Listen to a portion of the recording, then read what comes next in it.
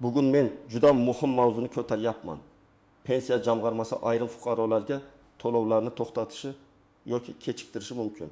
Bu gap faqat pensionerlarga emas, ularning farzandlariga, boquvchisini yo'qotgan oilalarga, nogironligi bo'yicha nafaqa olayotganlarga, hatto chet elda ishlayotgan yaqinlari bor oilalarga ham tegishli. Eng xavotirli tomoni shundaki, odam ko'pincha pul tushmay qolgandan keyingina muammo borligini biladi. Nega to'lov to'xtadi? Qaysi hujjat yetishmayapti? Kimga borish kerak? Qachon tiklanadi? Bu savollarga darhol aniq javob topish qiyin bo'ladi. Shuning uchun men bugun pensiya jamg'armasi to'lovlarni to'xtatishiga olib keladigan 6 asosiy sababni oddiy tilda, real hayotdagi holatlar bilan tushuntirib beraman. Bu ma'lumotni hozir bilib qo'yish juda muhim. Chunki bitta xato yoki bitta kechiktirilgan hujjat bir necha oy daromadsiz qolishga sabab bo'lishi mumkin. Kanalga hoziroq obuna bo'ling, videoga like bosing. Chunki men bunday mavzularda odamlarning haqqini himoya qilishga yordam beradigan aniq va amaliy ma'lumotlarni berib boraman. Avvallari ko'p odamlar pensiya yoki nafaqa tayinlangandan keyin u doimiy ravishda kelaveradi deb o'ylardi. Ya'ni bir marta hujjat topshirdim, bir marta qaror chiqdi, endi har oy pul tushadi degan tushuncha bor edi. Amalda esa pensiya tizimi doimiy tekshiruvlar, ma'lumotlar bazasi bilan solishtirish, yashash joyi, bank kartasi, shaxsiy hujjatlar, mehnat faoliyati va boshqa holatlarga bog'liq. Hozir vaziyat ancha o'zgargan. Davlat idoralari o'rtasida elektron ma'lumot almashinuvi kuchaygan. Pensiya jamg'armasi fuqarolik holati, ishga joylashish, yashash manzili, bank rekvizitlari, nogironlik muddati, chet elga chiqish, vafot etish holati, sud qarorlari kabi ma'lumotlarni turli tizimlar orqali tekshiradi. Bu bir tomondan adolatli. Chunki noqonuniy to'lovlarning oldini oladi. Lekin ikkinchi tomondan oddiy odam uchun xavf shundaki, tizimdagi bitta noto'g'ri yozuv, bitta yangilanmagan hujjat yoki bitta muddat o'tib ketgani to'lovni vaqtincha to'xtatib qo'yishi mumkin. Men amaliyotda ko'p ko'rgan holat shuki, fuqaro o'zini aybdor deb o'ylamaydi. Chunki u hech narsa o'zgartirmagan. Lekin tizim nuqtai nazaridan o'zgarish bor. Pasport muddati tugagan, nogironlik ma'lumotnomasi yangilanmagan, bank kartasi bloklangan, yashash manzili mos kelmayapti. Bola 18 yoshga to'lgan, talabalik ma'lumotnomasi topshirilmagan. Natijada odam to'lov kelmagan kuni muammo borligini biladi. Aslida esa muammo 1 oy oldin yoki 2 oy oldin boshlangan bo'lishi mumkin. Asosiy qism nimani bilish kerak? Kim xavotir olishi kerak va kim xavotir olmasligi mumkin? Bu eng ko'p uchraydigan sabab. Pensiya yoki nafaqa olayotgan odamning pasporti, ID kartasi, yashash manzili, bank kartasi, nogironlik haqidagi hujjati yoki boshqa asosiy ma'lumotlari tizimda dolzarb bo'lishi kerak. Masalan, bir ayol yoshga doir pensiya oladi. U 63 yoshda har oy 20 million ming so'm pensiya tushib turgan. Bank kartasining muddati tugagan, lekin u buni sezmagan. Bank kartasi ishlamagani uchun pul tushmagandek ko'rinadi. Ba'zida pul pensiya jamg'armasi tomonidan jo'natilgan bo'ladi, lekin bankda qaytgan yoki ushlanib qolgan bo'ladi. Odam esa pensiyamni to'xtatishdi deb o'ylaydi. Yana bir misol, nogironligi bo'yicha nafaqa olayotgan fuqaroning tibbiy mehnat ekspert komissiyasi belgilagan muddati 1 iyunda tugagan. U iyul oyida qayta ko'rikdan o'tmagan. Tizimda nogironlik muddati davom etayotgani tasdiqlanmagani uchun to'lov avtomatik ravishda to'xtashi mumkin. Bu yerda eng muhim narsa shuki, odam o'zini kasal deb bilishi yetarli emas, tizimda amaldagi hujjat bo'lishi kerak. Agar hujjat keyin tiklansa, ayrim holatlarda o'tgan davr uchun to'lov qayta hisoblanishi mumkin, lekin bu har doim ham avtomatik bo'lmaydi. Ariza, tasdiqlovchi hujjat va tekshiruv talab qilinadi. Kim xavotir olishi kerak? Pasportini yaqinda almashtirganlar, ID karta olganlar, bank kartasini yangilaganlar, nogironlik muddati davriy belgilanadiganlar, yashash joyini o'zgartirganlar, familiyasi yoki boshqa shaxsiy ma'lumotlari o'zgarganlar. Kim nisbatan xotirjam bo'lishi mumkin? Hujjatlari amal qilayotgan, bank rekvizitlari to'g'ri, yashash manzili o'zgarmagan va pensiya turi doimiy asosda tayinlangan fuqarolar. Lekin men baribir har bir odamga yiliga kamida bir marta ma'lumotlarni tekshirtirishni maslahat beraman. Hamma pensiyalar ishga kirgan zahoti to'xtaydi degan gap to'g'ri emas. Bu yerda pensiya turi muhim. Yoshga doir pensiya olayotgan odam ishlashi mumkin. Ko'p hollarda pensiya davom etadi. Lekin ayrim nafaqalar, kompensatsiyalar yoki muayyan shart bilan beriladigan to'lovlarda daromad va bandlik holati ahamiyatli bo'lishi mumkin.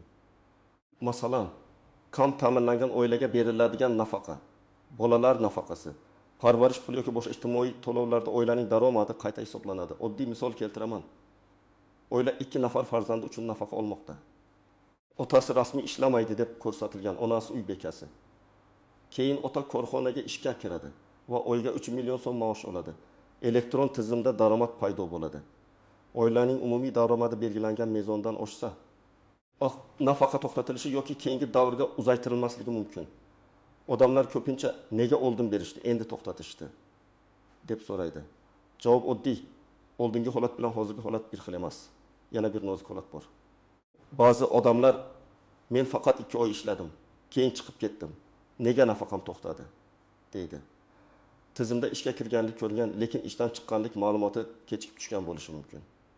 Shuning uchun fuqaro ish beruvchidan mehnat shartnomasi bekor qilingani haqida buyruq nusxasini yoki elektron yozuv tasdig'ini olishi kerak. Aks holda tizim uni hali ham ishlayapti deb ko'rsatishi mumkin. 3-sabab tiriklik, yashash joyi yoki chet elga chiqish bilan bog'liq tekshiruvlar. Bu mavzu juda sezgir. Pensiya tizimida fuqaroning tirikligi, O'zbekistonda yashayotgan yoki vaqtincha chet elda ekaniga oid ma'lumotlar muhim bo'lishi mumkin. Ayniqsa, pensiyani ishonchnoma orqali boshqa odam olayotgan bo'lsa, tizim bunday holatlarga alohida e'tibor beradi. Chunki amaliyotda shunday holatlar bo'lgan.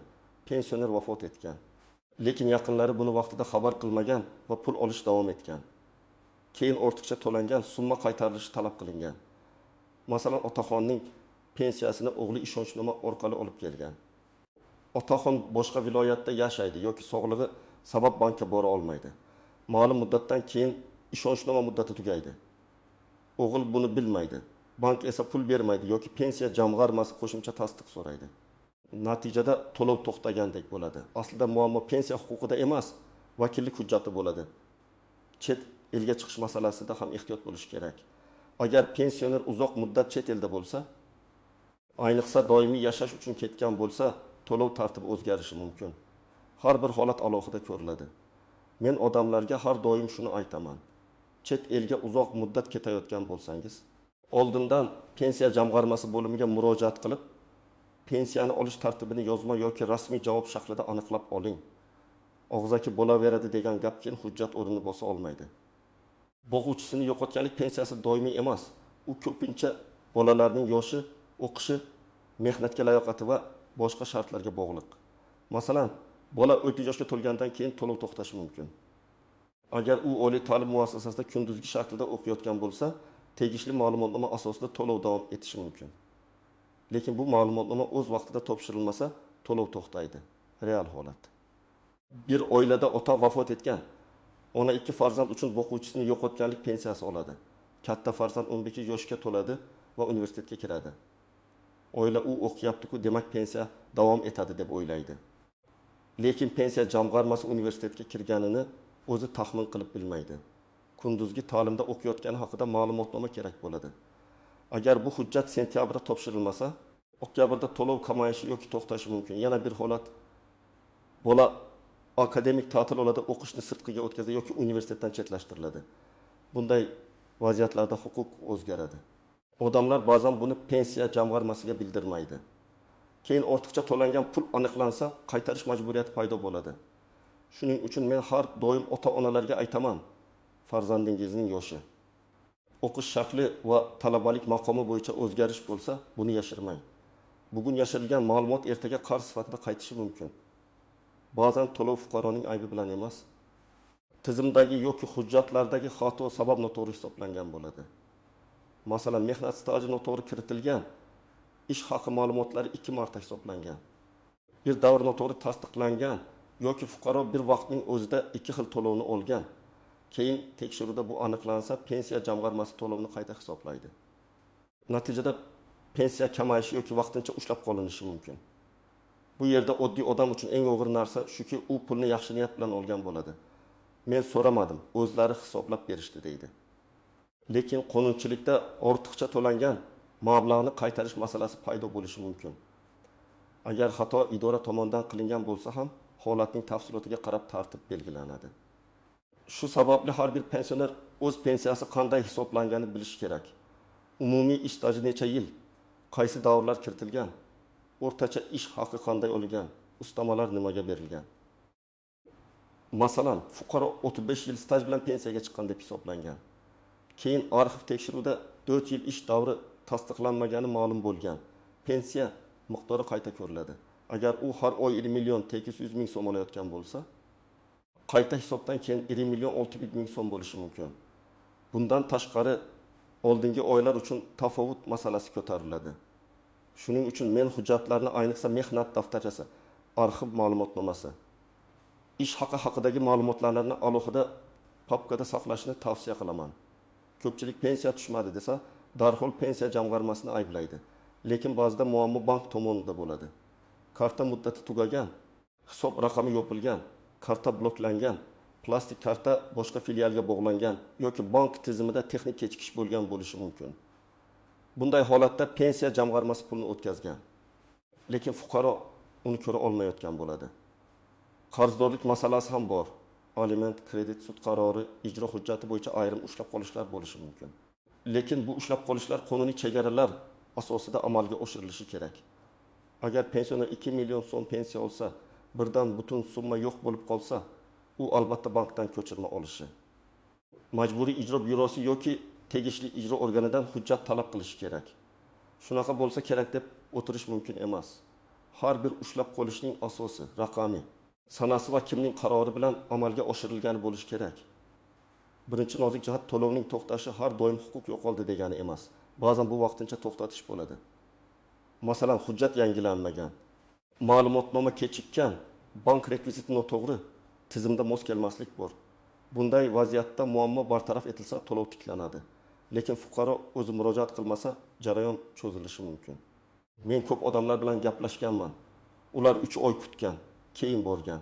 Aslida birinchi oydayoq murojaat qilsa, masala tezroq hal bo'lardi. Ikkinchi nozik jihat, og'zaki javobga tayanmang. Xodim aytdi, telefon qilgandim. Shunday dedi.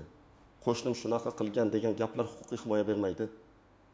Agar to'lov to'xtagan bo'lsa, yozma ariza bering. Arizada aniq yozing.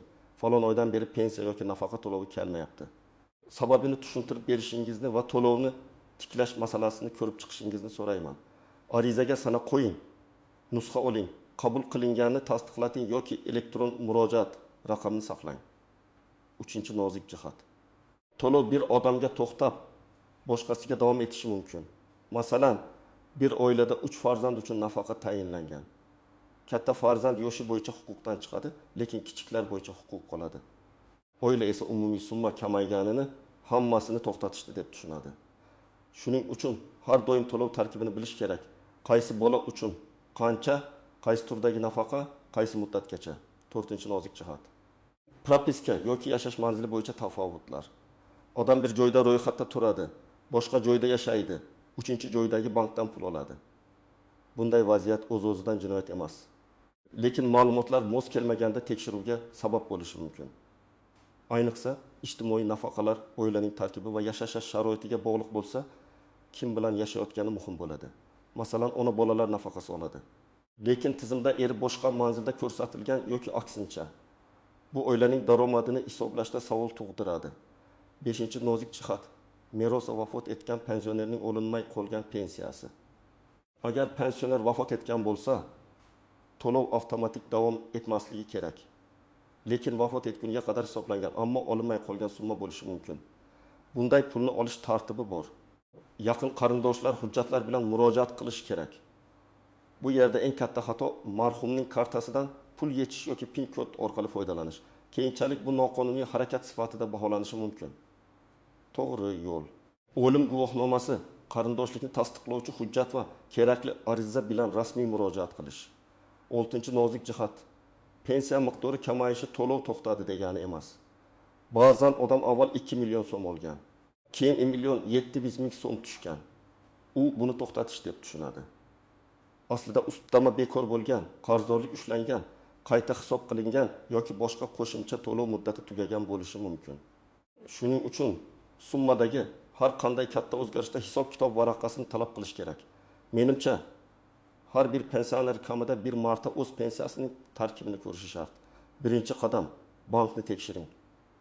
Eng yaqin bank filialiga boring yoki mobil ilova orqali hisob raqam va karta holatini ko'ring. Karta muddat tugamaganmi, hisob bloklanmaganmi, pul kelib qaytmaganmi, ushlab qolish bo'lmaganmi, shuni aniqlang. Bankdan hisob ko'chirmasini oling. Ko'chirmada pul kelganmi yoki umuman tushmaganmi aniq ko'rinadi. Bu juda muhim, chunki pensiya jamg'armasiga borganingizda bankda ko'rinmayapti emas. Aniq hujjat bilan gaplashasiz. Ikkinchi qadam, pensiya jamg'armasining hududiy bo'limiga murojaat qiling. O'zingiz bilan pasport yoki ID karta, bank karta rekvizitlari, pensiya guvohnomasi bo'lsa, uni oldingi to'lovlar haqida ma'lumot. Bank ko'chirmasi va tegishli qo'shimcha hujjatlarni oling. Agar masala nogironlik bo'yicha bo'lsa, tibbiy ekspertiza hujjatlarini oling. Agar boquvchisini yo'qotganlik bo'yicha bo'lsa, bolaning tug'ilganlik guvohnomasi. O'qish joyidan ma'lumotnoma, vafot etgan shaxs haqidagi hujjatlar kerak bo'lishi mumkin. Uchinchi qadam, yozma ariza bering. Arizada hissiyot bilan emas, aniq fakt bilan yozing. Masalan, men falonchi, falon turdagi pensiya olaman. 2025 yil may oyidan boshlab to'lov kelmadi. To'lov to'xtatilgan bo'lsa, asosini yozma ravishda tushuntirib berishingizni, hujjatlarim yetarli bo'lsa to'lovni tiklashni. Agar qo'shimcha hujjat kerak bo'lsa ro'yxatni berishingizni so'rayman. Mana shunday ariza odamni tartibli huquqiy yo'lga olib kiradi. 4-qadam, hujjatlarni to'liq yig'ing. Men odatda quyidagi papkani tavsiya qilaman.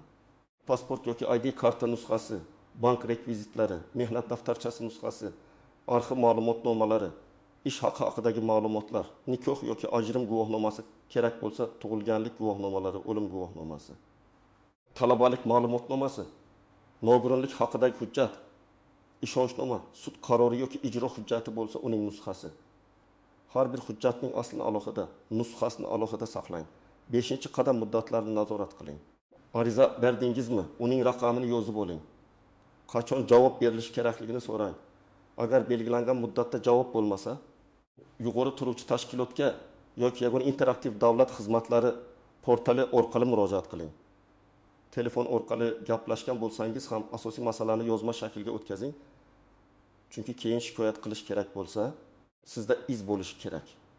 6-qadam, ortiqcha to'lov yoki qarzdorlik aytilsa, darhol tan olib imzo qo'ymang.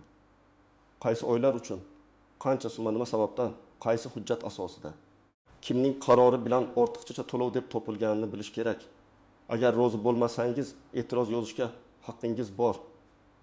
Ba'zan hisob-kitobda xato bo'ladi. Ba'zan fuqaroning foydasiga bo'lgan hujjat inobatga olinmagan bo'ladi. Shuning uchun aytishdi, demak to'layman deb shoshilmang. 7-qadam, yaqinlaringizga ham tushuntiring. Ko'p pensionerlar hujjat ishlariga qiynaladi. Farzandlar, nevaralar, qarindoshlar yordam berishi kerak. Lekin yordam berishda ham qonuniy yo'lni tanlash kerak. Ishonchnoma bo'lsa, amal qilish muddatini tekshirish, bank kartasidan foydalanishda ehtiyot bo'lish, marhum odam nomidan pul yechmaslik, hujjatlarni yashirmaslik. Oiladagi bitta noto'g'ri harakat keyinchalik katta muammoga aylanadi. Kimlar hozir alohida tekshirish kerak? Men birinchi navbatda quyidagilarni aytaman. Nogironlik bo'yicha to'lov olayotganlar, o'quvchisini yo'qotganlik pensiyasi olayotgan oilalar, farzandi 15 yoshga yaqinlashayotganlar, chet elga uzoq muddat ketgan yoki ketmoqchi bo'lgan pensionerlar, pasportini yaqinda almashtirganlar, bank kartasi muddati tugaganlar, pensiyani ishonchnoma orqali olayotganlar, ijtimoiy nafaqa olayotgan va oilaviy daromadi o'zgarganlar. Aynan shu guruhlarda to'lov to'xtashi yoki qayta ko'rib chiqilishi ehtimoli ko'proq. Kimlar ortiqcha vahimaga tushmasligi kerak.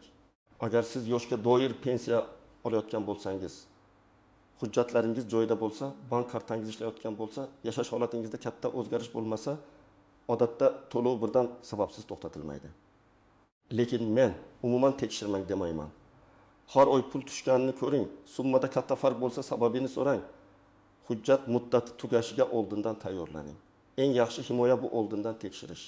Demak, pensiya jamg'armasi to'lovlari to'xtashining eng ko'p uchraydigan sabablari: hujjat muddati tugashi, ish yoki daromad holati o'zgarishi, tiriklik va yashash joyi bo'yicha tekshiruvlar, bolalar va boquvchisini yo'qotganlik shartlari, noto'g'ri hisob-kitob yoki ortiqcha to'lov, bank va ijro hujjatlar bilan bog'liq cheklovlar. Eng muhimi, to'lov kelmay qolsa, vahimaga tushmang, lekin kutib ham o'tirmang. Bankdan ko'chirma oling, pensiya jamg'armasiga yozma murojaat qiling, hujjatlarni to'plang va har bir javobni rasmiy shaklida talab qiling. Sizda shunday holat bo'lganmi? Pensiya yoki nafaqa kechikkanmi? To'xtaganmi? Sababini tushuntirishganmi? Izohlarda yozib qoldiring. Chunki boshqa odamlar ham sizning tajribangizdan foyda olishi mumkin. Videoga like bosing, kanalga obuna bo'ling va yaqinlaringizga ham yuboring. Bu ma'lumot bugun sizga kerak bo'lmasa ham, ertaga ota-onangiz, farzandingiz yoki qarindoshingizning haqqini himoya qilishda juda asqotishi mumkin.